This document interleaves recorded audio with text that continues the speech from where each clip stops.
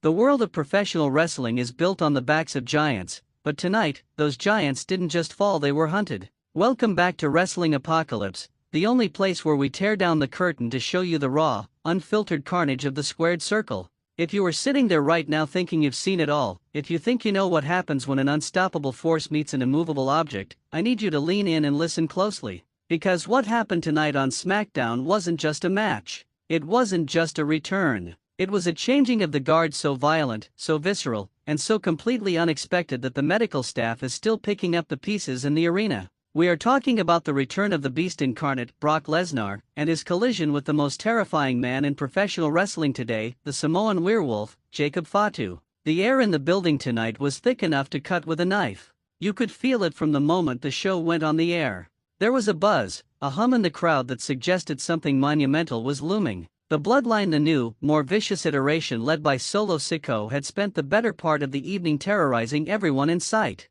They were looking for a fight, demanding respect, and claiming that the island of relevancy had officially become a fortress that no one could breach. Solo was in the center of the ring, flanked by Tama Tonga and Tonga Loa, while Jacob Fatu stood in the corner, looking less like a wrestler and more like a caged animal waiting for the lock to break. Solo grabbed the mic and started talking about the lineage, about the power, and about how there was no one left to challenge the hierarchy. He called out the legends, he mocked the Hall of Fame, and he claimed the Bloodline had hunted every apex predator in the history of this business. And then, it happened. That familiar, high-pitched screech of the electric guitar tore through the arena. The encore riff. The heartbeat of the WWE for 2 decades. Brock Lesnar was back. The explosion from the crowd was deafening. It was a primal roar from 20,000 people who realized that the Ultimate Hunter had returned to claim his territory. Lesnar stepped out onto the stage, and he didn't have the cowboy Brock smile. There were no jokes, no hats, no playing to the fans.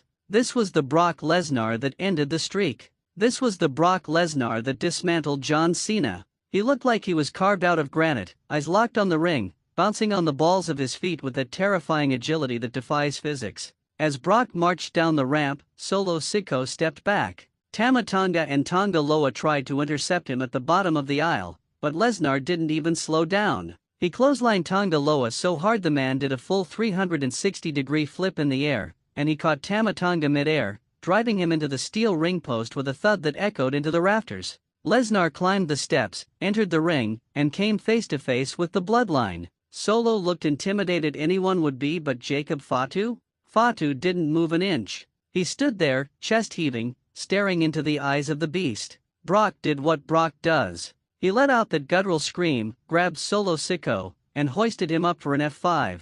But before he could spin him, a blur of black and red hair crashed into his side. Jacob Fatu didn't just tackle him, he launched himself like a heat-seeking missile. The impact sent Brock stumbling into the corner. The crowd was in shock. No one, and I mean absolutely no one, hits Brock Lesnar and makes him move backward. But Fatu wasn't done. He started unloading with these rapid-fire strikes, headbutts that sounded like 2 bowling balls colliding. Lesnar, fueled by pure adrenaline and rage, fought back. He grabbed Fatu and executed a massive German suplex.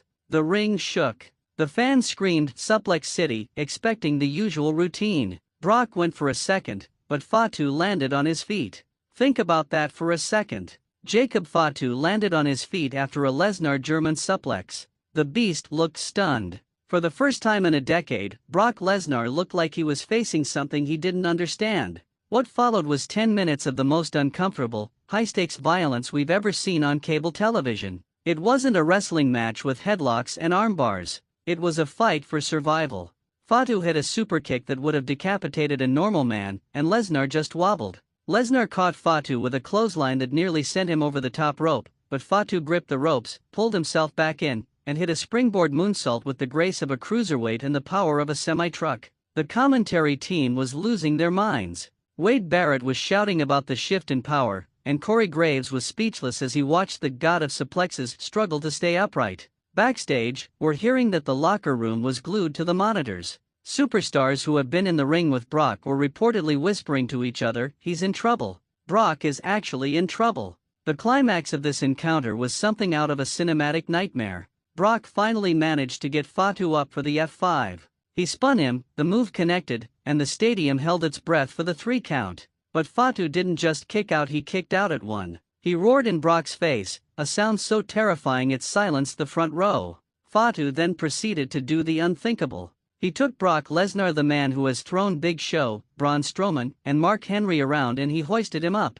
Fatu hit a Samoan drop that looked like it cracked the ring boards. But he wasn't finished. He went to the top rope. He looked down at the Beast Incarnate, and you could see the werewolf take over. He hit that massive, soaring splash. Then he went up again. A second splash. And a third. The Bloodline didn't even interfere. Solo Sikoa stood on the outside with a cold, calculated smirk on his face, realizing he had found his ultimate weapon. When the referee finally counted 3, the silence in the arena was haunting. Brock Lesnar, the man who has dominated the landscape of combat sports for 20 years, was lying motionless in the middle of the ring. Jacob Fatu didn't celebrate. He didn't taunt. He simply stood over the fallen beast, wiped the blood from his own lip, and looked at the camera with eyes that said, "This is only the beginning." As the Bloodline made their exit, leaving Lesnar to be tended to by a small army of medical professionals, the realization set in for everyone watching: the hierarchy hasn't just changed, it's been demolished.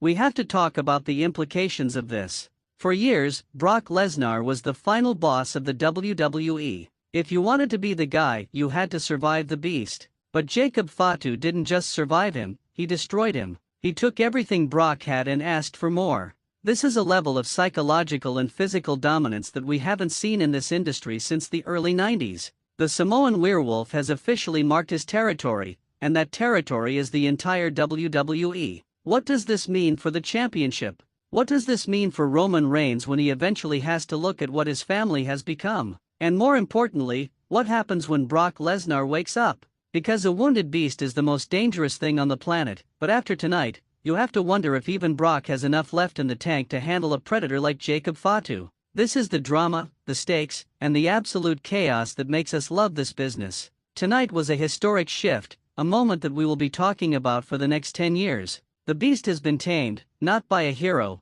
but by a monster that is even more terrifying. We're going to be breaking down this footage all week long. We've got sources looking into the medical reports on Brock, and we're trying to get a word from the Bloodline camp on what their next move is. But I want to know what you think. Did you ever expect to see Brock Lesnar dismantled like that? Is Jacob Fatu officially the most dangerous man in the history of the Bloodline? Drop your theories in the comments. I want to see the werewolf emojis and your predictions for what happens next. If you felt the earth move during that main event, make sure you hit that like button to support the channel. It helps us keep bringing you these deep dives into the most explosive moments in wrestling history. And if you haven't already, subscribe to Wrestling Apocalypse and turn on those notifications. We are living in a new era of violence, and you don't want to be left in the dark when the next shadow falls. The beast has fallen, the werewolf is howling, and the apocalypse is just getting started. Thanks for riding with us. We'll see you at the next bell.